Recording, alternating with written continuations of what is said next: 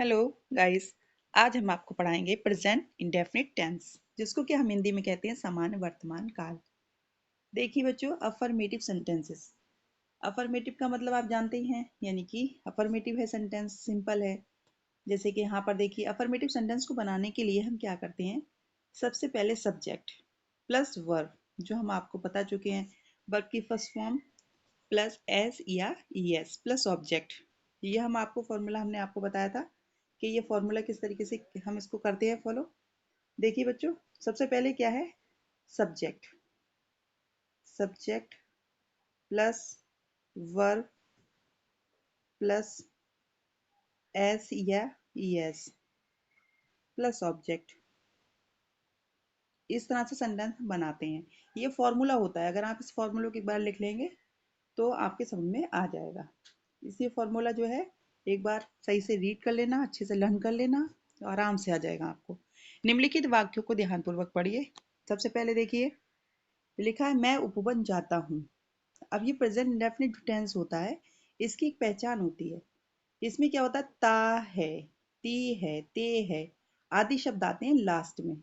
Last में यानी कि सेंटेंस के जो लास्ट में ये जो होता है, इस तरह से इसमें आते हैं।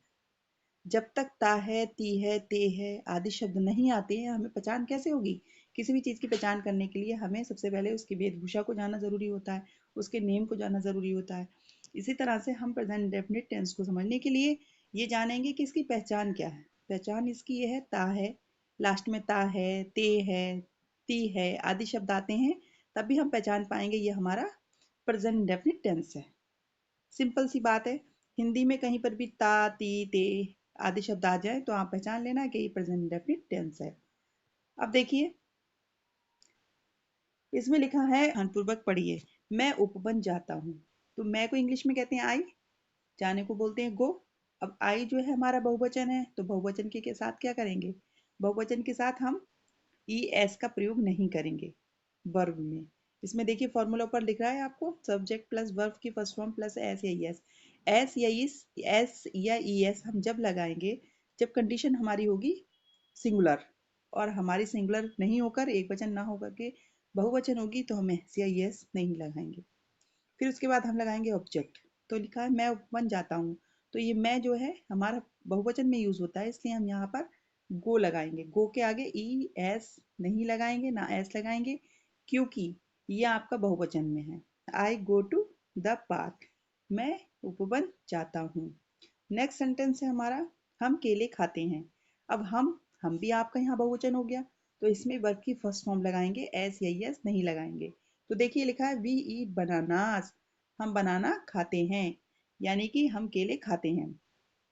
अब ये देखिए, ये भी बहुवचन है आपका, ये बहुवचन है, तो इसमें हम वर्ब की फर्स्ट फॉर्म का यूज करेंगे, ना कि एस या ई एस लगाएंगे। तुम स्कूल से आते हो, यू कम फ्रॉम स्कूल। अब देखिए, ये भी आपका क्या है, बहुवचन में यूज होता है। जब ये बहुवचन में यूज होता है तो इसमें वर्ब की फर्स्ट फॉर्म लगाई जाएगी, ना कि एस या ई एस। वह पुस्तक पढ़ता है। अब देखिए, ये सिंगुलर है, एक वचन है, तो वह ही रीड्स आ बुक, इसमें क्या हो गया, वर्ब में एस लग गया। क्यों लगा, क्योंकि ये क्या है, सिंगुलर है। एक वचन के साथ वर्ब की फर्स्ट फॉर्म जो होती है उसमें एस लगाएंगे या फिर ई एस लगाएंगे। तो हम कंडीशन देखेंगे वर्ब की, क्या इसमें एस लगेगा या ई एस लगेगा। चपरासी दरवाजा खोलता है। देखिए, अब चपरासी एक वचन है ना, बहुत सारी चपरासी थोड़ी है। तो चपरासी दरवाजा खोलता है, तो हम क्या लिखेंगे, the peon opens the door. अब देखिए इसमें क्या हुआ, वर्ब में हमारा एस लग गया। क्यों लगा, क्योंकि ये एक वचन है। जब एक वचन होगा तो वर्ब में एस या यस लगाएंगे, और एक वचन नहीं होगा, हमारा बहुवचन होगा, तो वर्ब में हम एस या यस नहीं लगाएंगे, ओनली वर्ब की फर्स्ट फॉर्म लगाएंगे। क्लियर। अब देखिए पहचान, इन वाक्यों में क्रिया के अंत में, अभी मैंने जो ये बताया था वही लिखा है इसमें। इन वाक्यों में क्रिया के अंत में ता है, ती है, ते है आदि शब्द आते हैं। इनसे सब्जेक्ट के किसी स्वभाव या सामान्य सत्य का ज्ञान होता है। सेकंड नंबर पर देखिए, इन वाक्यों से कार्य का जारी रहना या समाप्त होना प्रकट नहीं होता। नेक्स्ट देखिए, अनुवाद के नियम। वही बात दोहरा रहे हैं, इसमें कह रहे हैं कि अनुवाद के नियम आई वी यू दे तथा प्लूरल नाउन्स के साथ, यानी कि बहुवचन संज्ञा के साथ। अब ये आई वी यू दे ये शब्द आ जाए या फिर आपका प्लूरल नाउन्स आ जाए, तो उसमें क्या करेंगे, हम वर्ब की फर्स्ट फॉर्म का ही इस्तेमाल करेंगे, ना कि एस या एस लगाएंगे। ही, शी, इट तथा सिंगुलर नाउन्स के साथ वर्ब की फर्स्ट फॉर्म में एस या यस जोड़कर प्रयोग किया जाता है। क्लियर हुई बात? अब देखिए एक्सरसाइज।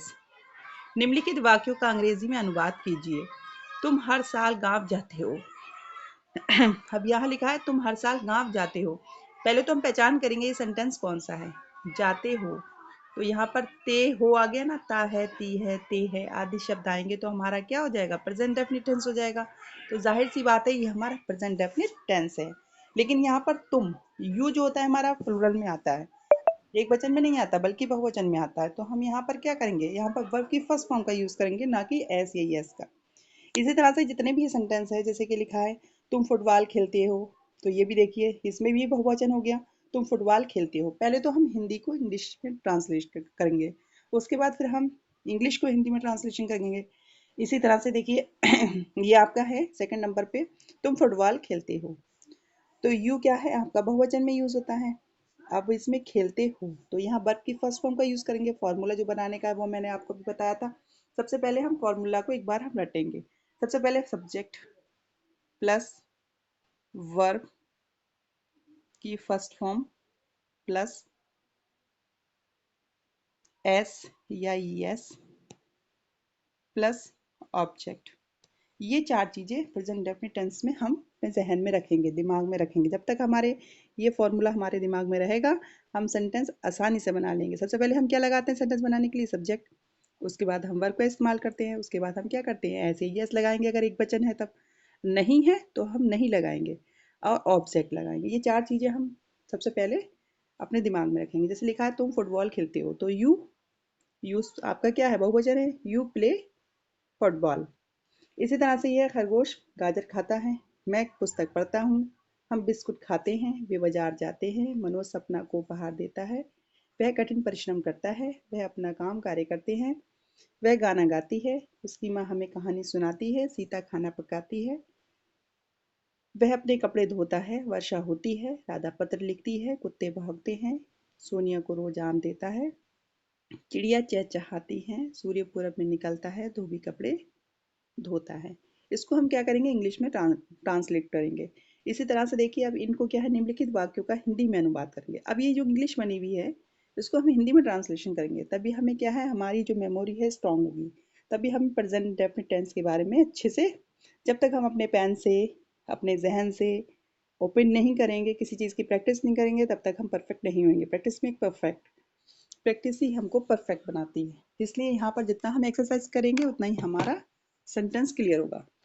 ये लिखा है देखिए, you go to Delhi every month. You माने तुम, गो माने जाते हो, टू दिल्ली माने दिल्ली, एवरी मंथ माने प्रत्येक महीने। तुम दिल्ली प्रत्येक महीने जाते हो। सेंटेंस के लास्ट में ता है, ती है, ते है, आना इस कंपलसरी है, तभी हम पहचानेंगे प्रेजेंट अपने टेंस से।